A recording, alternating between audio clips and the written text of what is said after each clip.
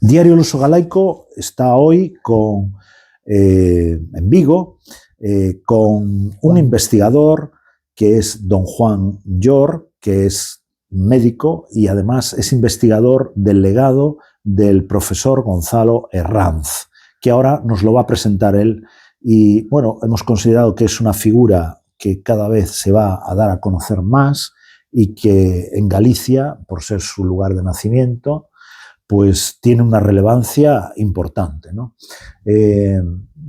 Profesor Llor, don Gonzalo Herranz, ¿quién era y de dónde era?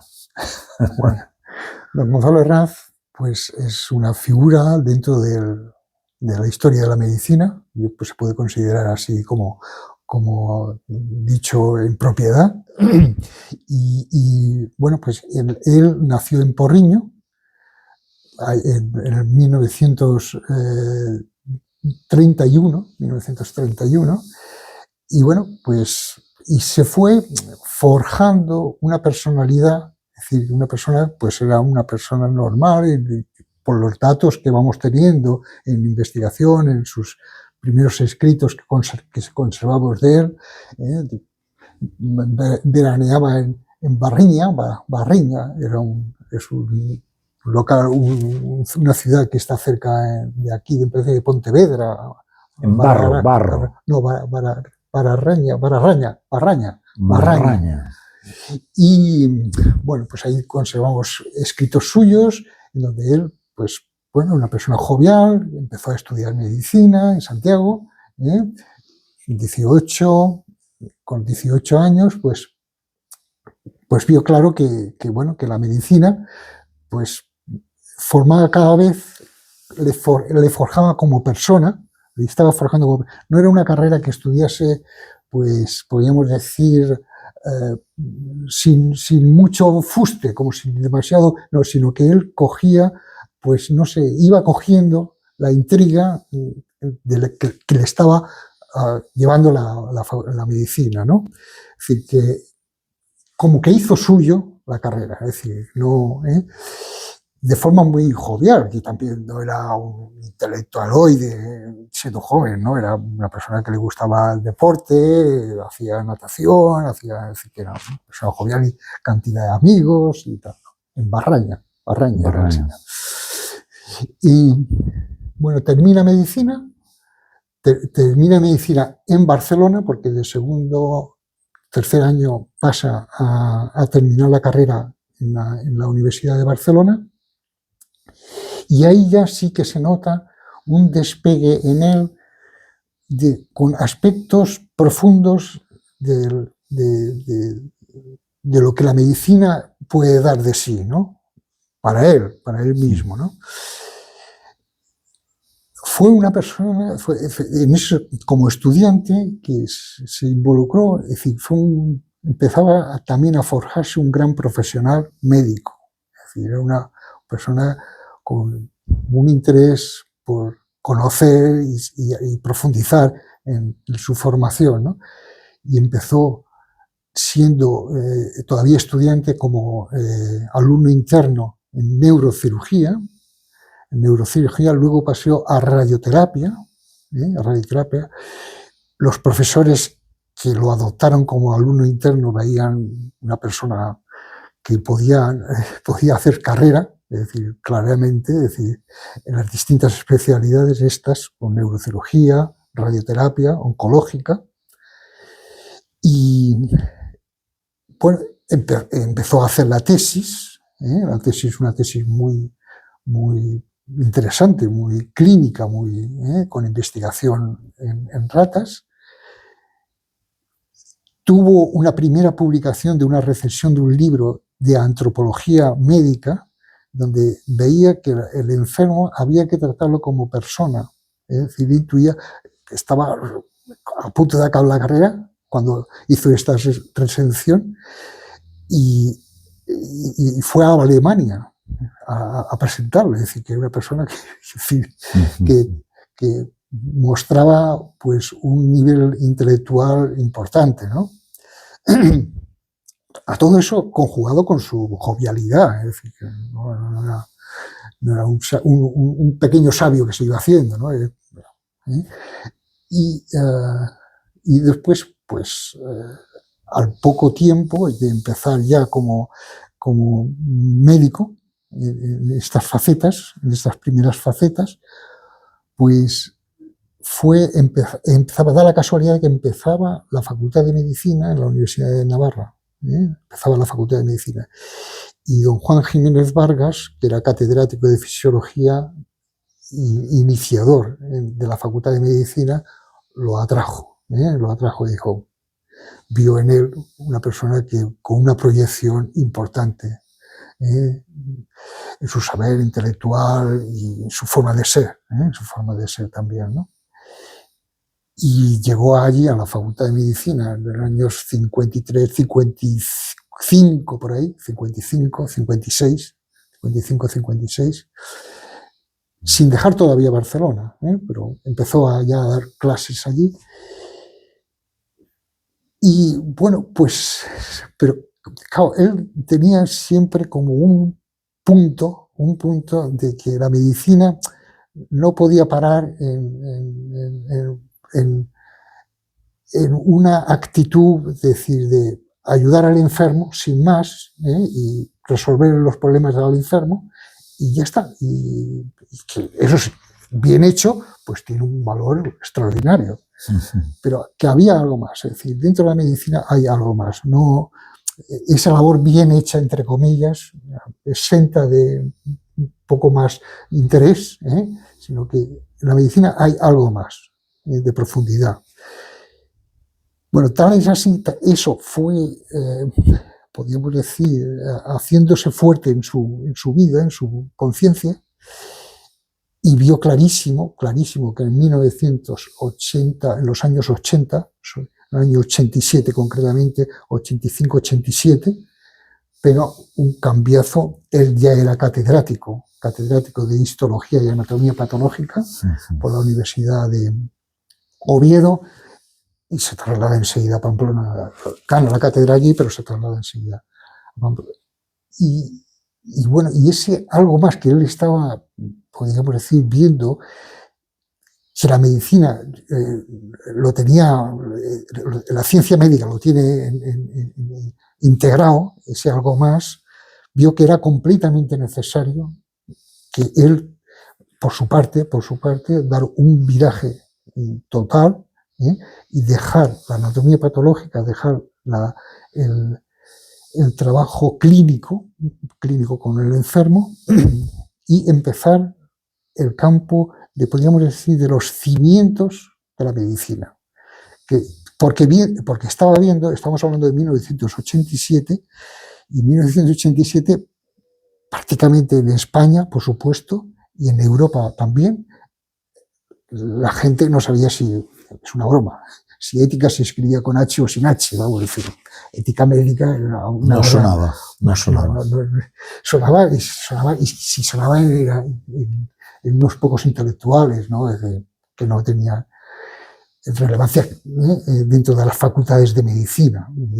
Estamos hablando de la facultad de medicina.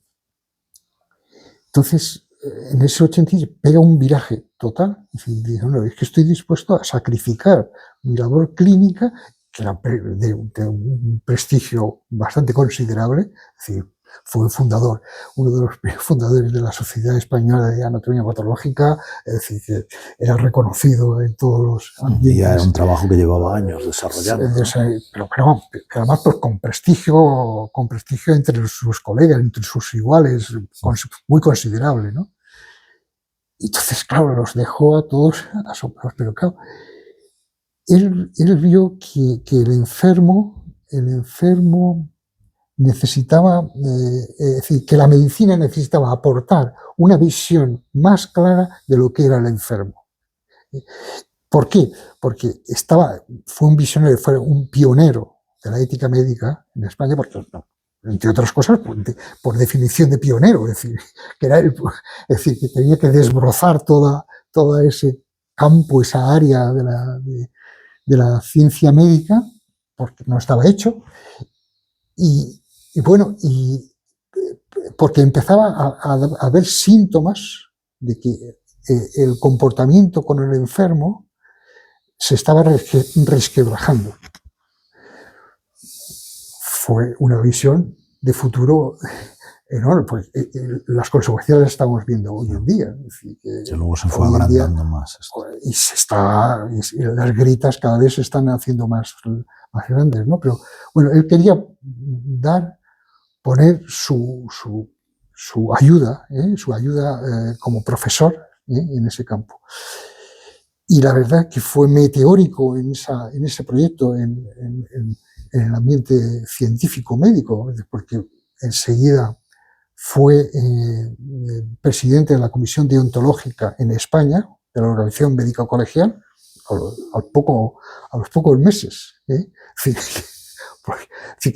decir, que no venía de una persona Nobel, que no sabía lo que quería y más o menos a ver si por ahí voy tirando. Fue vicepresidente de la Europea, enseguida participó y tuvo participación directa en la Pontificia Academia de la Vida, recién creada, con el profesor Leyen. Bueno, quiere decir que empezó realmente a codearse con todas las grandes cabezas de la intelectualidad. Él fue el que realmente redactó el Código Deontológico de 1998, por ahí, 98, el Código Deontológico español, porque él veía que la medicina necesitaba una brújula. La medicina necesita, es decir, decía, no puede considerarse una ciencia donde se van haciendo las cosas de forma más o menos rutinarias, de un día a otra vez, un día a otro y otro, un mes y un año y otro, sino que el comportamiento del médico tiene que estar, pues, con brújula, es decir, tiene que tener un rumbo, porque si no, y el rumbo lo marca el código deontológico. De alguna forma, la reminiscencia de lo que es el juramento hipocrático. Porque la actuación, es decir, no vale, podríamos decir, la rutina, porque la rutina lleva a maltratar al enfermo. Porque si tú haces rutina de tu profesión, el paciente no merece esa rutina. Y lo estás maltratando en el sentido literal de la palabra, aunque le estés ayudando todo lo que puedas, pero no le estás aportando lo que en miles de facetas. Es decir, la relación médico-enfermo tiene muchas facetas en el día a día, que si tú no tienes un rumbo de saber lo que esa persona necesita, no lo estás tratando bien, aunque le estés dando la medicación correcta, aunque está. ¿Por qué? Porque en ese escuchar al enfermo, pues hay muchas formas de escuchar al enfermo. Y hay una forma de escuchar al enfermo llevada por la prisa, llevada por la prasa. Hay muchas formas de tratar al enfermo. Una forma de tratar al enfermo puede ser podríamos decir, de una confección de tratamiento pues más o menos anticuada, que no estoy actualizado. Yo tengo que estar, el enfermo me exige a mí que esté actualizado. Eso es ética, eso es saber cómo tengo que tratar al enfermo. Yo no sé si me estoy mirando, no sé si me estoy Bien, ya tenemos una visión de quién era y ahora podríamos abordar otra parte que sería el legado. ¿Cuál es el legado que hay ahora mismo? ¿Qué se pretende hacer con ese legado? Bueno, pues el legado quizás sería poner es decir, que don Gonzalo Herranz es un profesor, evidentemente, que es historia. Es decir, el 20 de mayo va a hacer 5 años de su fallecimiento. Lógicamente es historia, ¿no? Es historia de la medicina. Pero es tremendamente actual. Entonces, ese legado lo que queremos hacer es que, al margen de que es historia, poner en activo todo su conocimiento. Es un conocimiento, pues, es decir, en ese transcurso profesional que estamos hablando de ética médica, le reclamaban universidades españolas, cantidad de universidades españolas para tocar, prácticamente tocó todos los temas de la ética médica, todos los temas, hablar de ética, vamos a decir, del comportamiento médico. Todos los temas del comportamiento médico con el enfermo los tocó. Desde el embrión como enfermo o como persona que necesita el cuidado por la madre al principio, pero también por el médico, por la ciencia médica, hasta la ancianidad, ¿no? En miles de facetas, ¿no? Es decir, la relación médico-enfermo, todo eso que le reclamaron las universidades en España y en Europa y en todos los continentes, estaba continuamente viajando, estuvo viajando continuamente porque le reclamaban que viniese es decir, le requerían su formación, requerían querer oírle, porque era una persona pues, que se destacaba por su brillantez, una brillantez, pues realmente, es decir, que no era un ilustrado, no era una persona ilustrada con el sentido de una persona que sabe mucho de muchas cosas, sino una persona con una visión magisterial, es decir, que sabía ver en temas muy sencillos situaciones, aspectos magistrales. Es decir, y claro, era una delicia oírle expresar como... Y eso es otra cosa que quisiera subrayar, o que quiero subrayar, por lo menos en lo que yo me he dado cuenta, ¿no? Que no era un moralista de la medicina, no era una persona que te da unas charlas de moralidad de lo que el médico tiene que ser. No. Era un médico que sabía exponer esa ciencia médica en el campo ético, es decir, en cómo hay que tratar, cuál tiene que ser el comportamiento del médico. Dicho de otra forma así muy rápida y muy sintética, y bueno, y perdonando la expresión que quizás no es muy acertada. Es decir, yo como médico oigo a un moralista que me habla de la medicina y salgo perfumado de moral, pero no me llega, es algo, es un perfume muy interesante. Pero yo oíamos a Gonzalo y lo que vimos, estábamos en los cientos y cientos y miles de personas, o por lo menos a mí me pasaba como experiencia personal, ¿no? Yo lo oía y este es carne de mi carne y hueso de mis huesos. Me está hablando con la bata puesta. Me está hablando con la bata puesta. Es decir, médico a médico. No me estaba, exactamente, me está hablando del enfermo, es decir, que es arremangado, es decir, a pie de cama. Es decir, no a un teórico.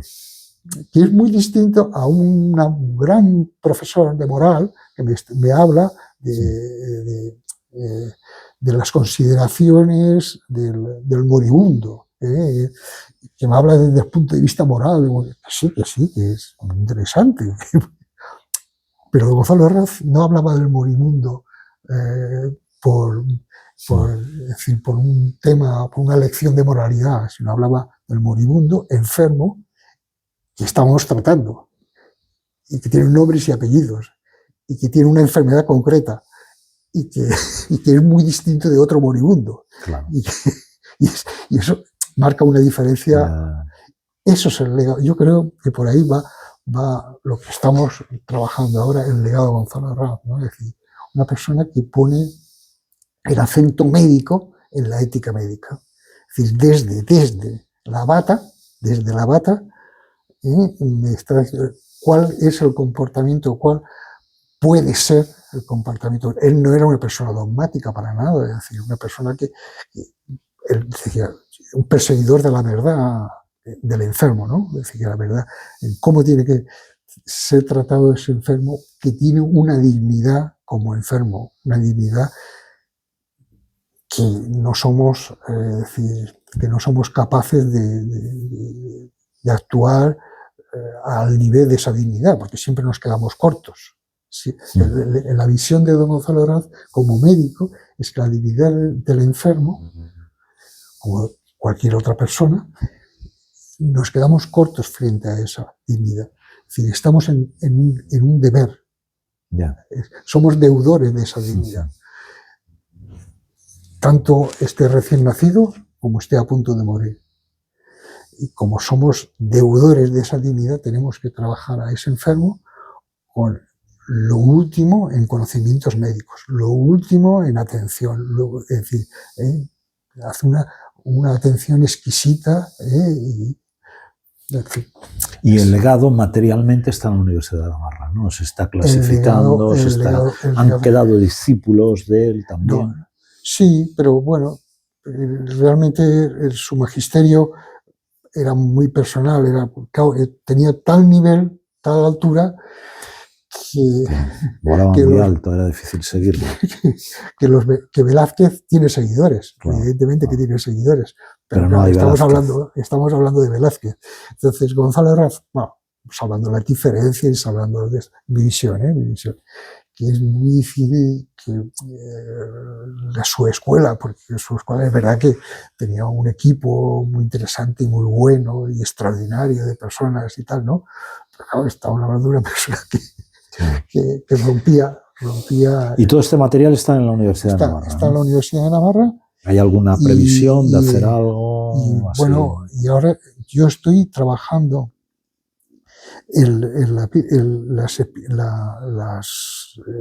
la correspondencia suya, que son cerca de 20 y tantas cajas, y en un año he llegado a la caja 8. Pero es interesantísimo, hay que decir, es muy, muy, muy interesante, porque ahí se ve precisamente, en las conferencias se ve quién es, ¿no? Y ahí, gracias a Dios, tenemos todos sus trabajos en las conferencias recogido y es una maravilla, ¿no? Pero en la correspondencia es muy especial, porque ahí se ve la persona de Gonzalo, es decir, la persona del profesor Herranz, como tal científico, no deja de ser científico cuando escribía a sus colegas, a sus amigos también, a personas que era muy agradecido, que agradecía, pues si iba a Argentina a dar unas conferencias, pues capaz de entablar una gran amistad con la gente. Entonces no eran relaciones de profesor que llegaba a dar su conferencia y se va, sino que ahí en Argentina, en Nueva York, en Roma, en Francia, en París, tal, era dar la conferencia y un campo de relación, de amistad, que no se angostaban, es decir, eran flores.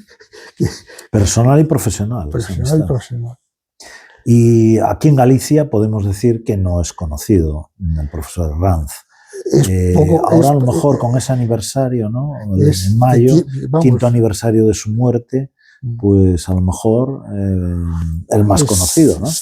Sería muy interesante. Bueno, es decir, yo creo que él estaba muy orgulloso de ser gallego. Es decir, además, yo realmente me lo paso de miedo con sus escritos de cartas, porque tiene una gracia espontánea y muy gallega. Muy gallega. Entonces, por lo menos a mí personalmente me hace mucha gracia. Pero lo valora más porque no es gallego usted. Sí, no, pero me hace muchísima gracia porque sabe expresar muy bien, con mucha delicadeza. Era una persona muy, muy delicada, es decir, que nunca un abrupto, nunca es decir, una expresión pues desagradable. Yo por lo menos en las 8 cajas que llevo trabajadas, y me parece que ya pues, eso es una conducta, es un hilo conductor, ¿no? Y entonces disfrutaba con expresar su galleguismo, ¿no? Su forma de ser gallega. Y bueno, y sin embargo, pues claro, la verdad es que era muy lúcido, ¿no? Y cuando hablaba con unos amigos de Valencia, pues daba un toque, pues yo soy de Mediterráneo, y daba un toque que nos había calado perfectamente el modo de ser del Mediterráneo, del Valencia, de la zona, porque eran unas personas cálidas y espontáneas y tal. era una persona que sabía recoger muchos aspectos buenos de la gente y con mucha gracia y con don de gentes. Con don de gentes, un don de gentes cálido, un don de gente cálido. Y eso me parece que es muy gallego. Es un don de gente cálido. Es decir, ¿Y usted con este material va a escribir una biografía o algo? Hombre, sí, porque claro, la verdad es que no se trata de que disfrute yo solo de todo eso, porque claro, es evidente que uno puede disfrutar y ya está, ahí se acabó, ¿no? Sino que me parece a mí que de responsabilidad, pues por lo menos hacer una semblanza, ¿no? Hacer una semblanza de Gonzalo, a ver si es a corto plazo, ¿no? ¿Qué le gustaría que se hiciera en Galicia para dar a conocer la figura del profesor Gonzalo Arranz? Hombre, es decir, es una persona que hay que ver en contexto, en todo su contexto, no solamente en que nació en Porriño y tal, como personajes, sino en la proyección que tiene don Gonzalo Arranz, con los pies puestos a lo mejor, muchas veces, lógicamente, en toda su historia, que él pues estaba muy orgulloso de ser gallego. Esa proyección, pues en Galicia, bueno, ser consciente de quién han tenido, de dónde ha salido, y lo que pueden exportar, y lo que se puede exportar de don Gonzalo Arranz, ¿no? Desde Galicia, ¿no? Es decir, que, bueno, hacerlo muy suyo porque él se consideraba muy gallego. Y para terminar casi, antes mencionaba al profesor Leyen, que era amigo de él, ¿no? Sí. ¿Hay alguna anécdota o algo, cómo colaboraron? Se podría decir que estaban al mismo nivel, ¿no? Cada uno en su campo, ¿no? El profesor Leyen, el Juan Pablo II, lo constituyó la Pontificia Academia de la Vida y el primer presidente de la Academia de la Vida fue Jerome Leyen. Y coincidieron unas cuantas veces en sus viajes, y él, una vez que coincidió y tuvo charlas, pues... largas y extendidas. Sí, tuvo charlas en esas conferencias en Roma, en tal, que coincidieron. Él decía, que sentía, podríamos decir, el orgullo de ser amigo suyo, ¿no? Es decir, qué persona más... científica más tal, y sobre todo qué persona como más, podríamos decir, que hacía de la ciencia que él estaba desarrollando en la genética, perdón, pues qué persona más lista, es decir, qué persona como con qué capacidad de conocer a la persona, de lo que es la persona humana, y qué persona más heroica, ¿no? Porque tuvo que luchar tuvo que luchar de forma muy... porque no fue bien recibido, Leyen tenía un prestigio mítico, pero desgraciadamente no fue profeta en su tierra, ¿no? En Francia se lo hicieron pasar muy mal, cuando era una persona que le arrebataron el premio Nobel. Le arrebataron el premio Nobel de las manos, simplemente por sus ideas. Entonces don Gonzalo, eso era muy sensible, ¿no? Y lo hacía ver y disfrutaba con él. Bueno, se hablaban de tú a tú. Es decir, una persona es decir, que don Gonzalo hablaba de tú a tú, es decir, eran personas que se relacionaban directamente, ¿no? Muy bien, don Juan Llor, investigador médico, investigador en el legado del profesor Gonzalo Arranz. Esto es una primera toma de contacto con nuestros lectores de Diario El Uso Galaico, encantado. Porque seguro que hay algunas acciones concretas que más adelante pues vamos a poder ofrecer a nuestros lectores, porque, bueno, por lo que cuenta la figura del profesor Gonzalo Arranz tenía que ser más conocida ya a estas alturas en Galicia y bueno, a ver qué otras cosas se puede organizar desde el legado. Y ya iremos informando. Muchísimas gracias por habernos dedicado este tiempo a los lectores de Galicia y del norte de Portugal, que también seguro que están interesados en la figura del profesor Gonzalo Arranz. Muchísimas gracias. Encantadísimo.